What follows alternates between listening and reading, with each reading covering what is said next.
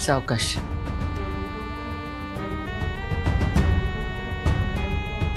मी आलेच तिला चेंज करून. एक मिनिट.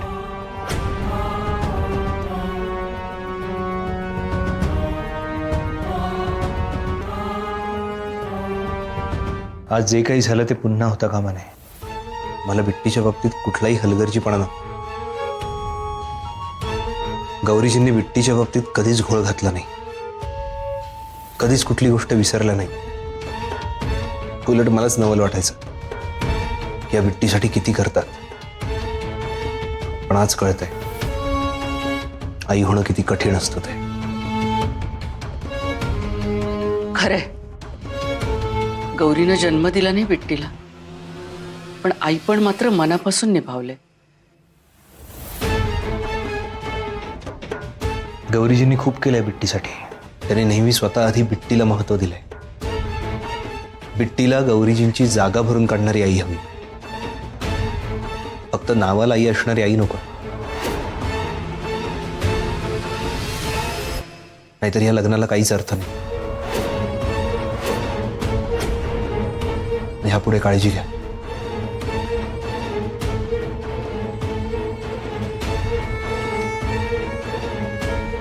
बजरंगा बजरंगा. मावशी, अगं म्या वेळेवर पोचलो म्हणून तुला सांगतो, एवढं घाबरलेलं लेकरू आणि म्या वेळेवर पोचलो नसतो आणि काय तर वांगाळ वाईट घडलं असतं म्हणजे. पुत्र दाद्यानंतर तांडवच घातला असता घरात. काय मावशी?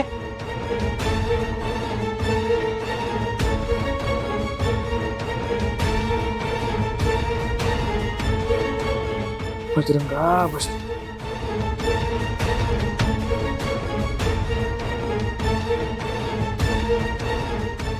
पण बिट्टीने शाळेतून फोन करायला पाहिजे होता ना, म्हणजे कोणीतरी गेलं असतं घ्यायला. अहो लहान आहे ती, नसेल सुचलं तिला एकदम. आणि तसंही लहान मुलांना ना फार घाई असते आपण मोठे झालो तसं दाखवण्याची. कदाचित त्यामुळे आली असेल ती एकटी. तेही होऊ शकतं. पण त्यासाठीच पालकांनी लक्ष घालायला हवं ना. पण हे सगळं गौरी बघायची ना, त्यामुळे कोणाला वेळच आलेली ना हे बघायची. गौरीची कोणाशी तुलनाच होऊ शकत नाही हो.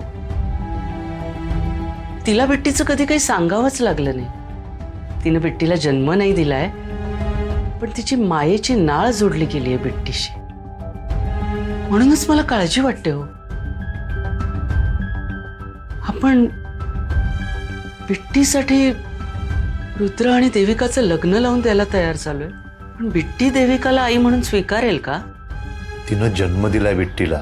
हो, पण बिट्टीनं कायम गौरीलाच आई म्हणून पाहिलंय ना.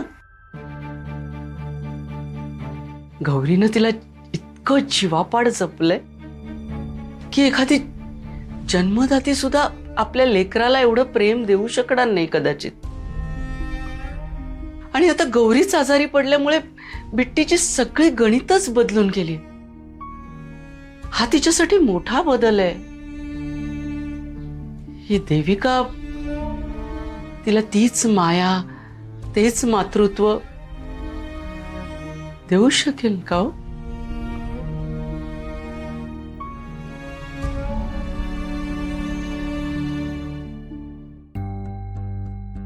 रोहित, अरे बिट्टी हरवली नाहीये ना, देन वाय सो सॅड. विसरते आता. आणि लग्नाची तारीख काढलीस का? अरे काय झालं? इतका शॉक का झालायस?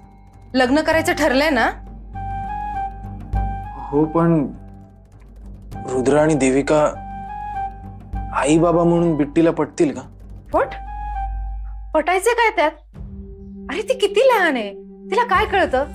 आणि बिसाइड्स तिला तर रुद्र आवडतोच, त्यात ती देविका तर तिची ओरिजिनल मॉम आहे. नाही ग, ते वेगळं आहे. त्या दोघांना एकत्र आई बाबा म्हणून बघणं बिट्टीला जमेल का?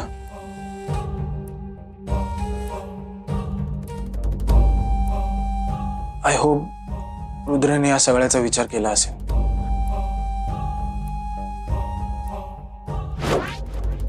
ते गौरीचे गोडवे गात होते, अशाने रुद्रचा विचार बदलला तर? असं काही बडबडू नकोस. मला आता कुठलीही गडबड नको आहे. रुद्र शुअर नाही आहेत का? म्हणजे सेकंड थॉट आहे का काही? नाही, मला नाही वाटत. रुद्र असं इमॅच्युअर वागणाऱ्यातला नाही. त्याने एकदा डिसिजन घेतला तर घेतला, तो नाही बदलणार. आपण पुढे काय करायला हवं आता? आता आपण बिट्टी आणि रुद्रच्या मूळची काळजी घ्यायची. बिट्टीची काळजी तू घे. रुद्रच्या डोक्यातलं गौरीचं खूळ कसं कमी करायचं ते मी बघते.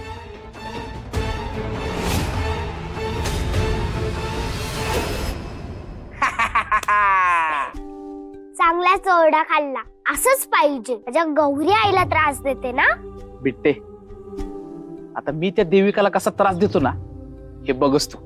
आता पुढे काय करायचं? हा, माझ्या टकुऱ्यात प्लॅन एकदम फिट आहे. जोपर्यंत ती देविका स्वतःच्या तोंडाने सांगत नाही ना की ती काय करायला येते, तोपर्यंत तिला सुट्टी द्यायची नाही. हे बघ, थोडस लागलं तरी ती जास्त नाटक करेल, मग पार्टनर तिचीच काळजी घेईल.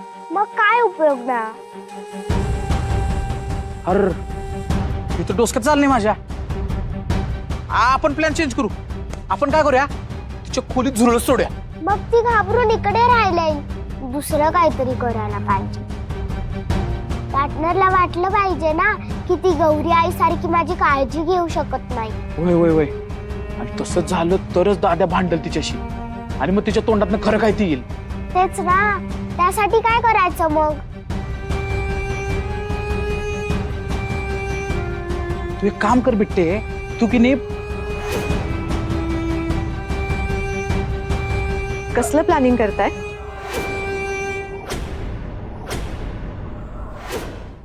हे तू म्हणजे मी बिट्टीला म्हणाल तू की तू बिट्टे नाशिकचा समुद्र बघितलीस काय का? नाशिकमध्ये समुद्र?